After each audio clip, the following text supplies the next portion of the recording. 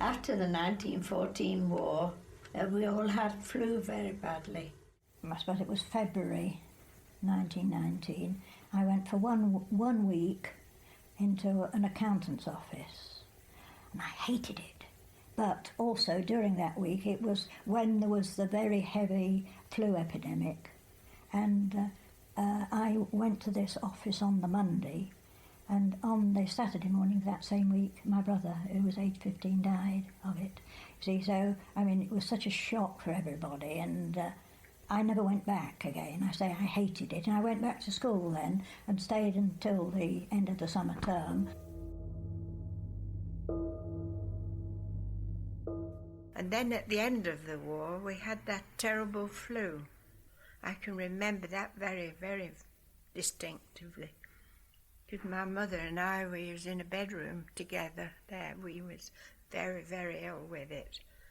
And the old bells used to toll in those days when anyone passed away. And the old bell were continually tolling. Well, while you lay feeling very ill yourself, it wasn't a very happy atmosphere, really.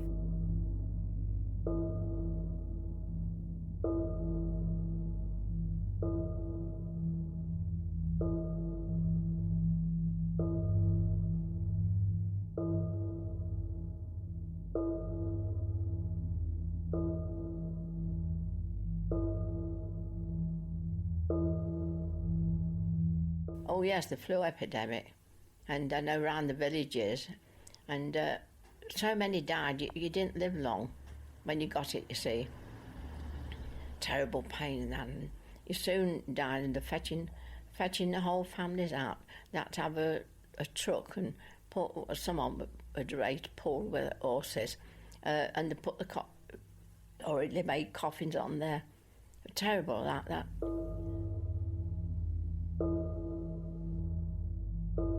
People were dying like flies, they really were.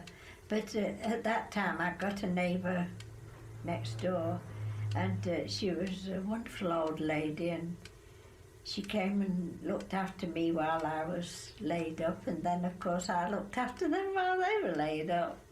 In the town, all over the town, they died like flies, they really did.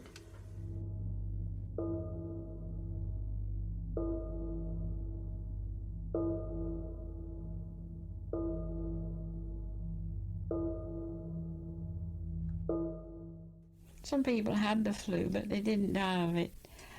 Other people, quite perhaps 2 or 3 in the family would die of it. A very nice lad that lived in Vicarage Lane, he died, and we were ever so sad. And I can always remember that all the time there were funerals going by. You know, either down the Loughborough Road or down Checkett's Road, and every day seemed to be another funeral. It was terrible, really. All of us children, and you know, we'd catch it. Only a light version of it. I think a whole lot of us had it.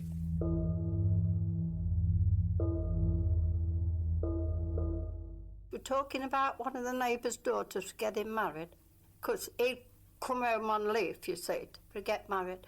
And she went down with this flu, and she died. And I think it was about the day she was to be married. It was her funeral day, and she was buried in her wedding clothes.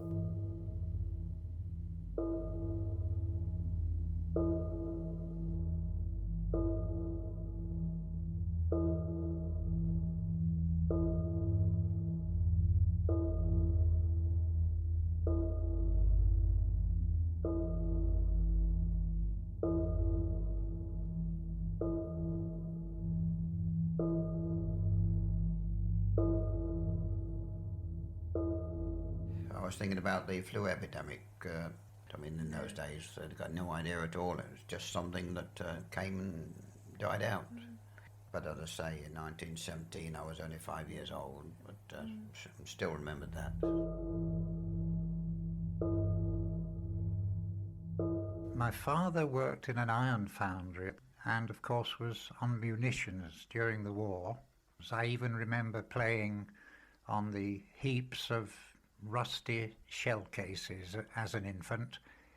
There was, of course, a shortage of labour during that war, and he overreached his strength, and what may have started as the Spanish flu developed into double pneumonia, and he died at the end of December 1918.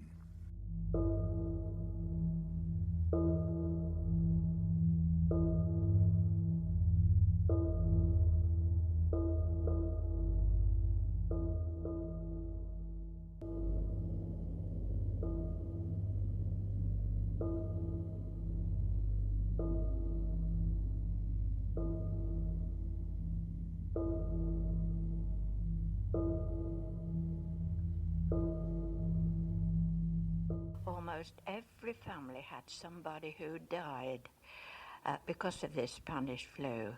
I had it and was very ill. It was not unusual to see a coffin coming down the street. There were more died of the Spanish flu than died in the wartime.